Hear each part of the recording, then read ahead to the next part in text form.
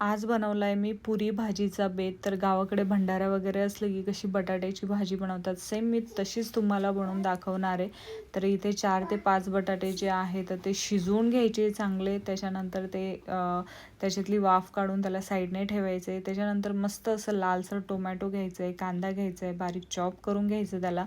तर इथे मी पेस्ट बनवणार आहे. अद्रक, लसण, 2 हिरवी मिरची आणि कच्चे शेंगदाणे, जाडसर अशी पेस्ट बनवायची आहे. कढईमध्ये तेल टाकून जिरा मोहरी टाकायचे. जी पेस्ट बनवली होती ती ॲड करायची आहे. कांदा, टोमॅटो चांगलं असं परतून घ्यायचं आहे, लालसर होऊ द्यायचं आहे.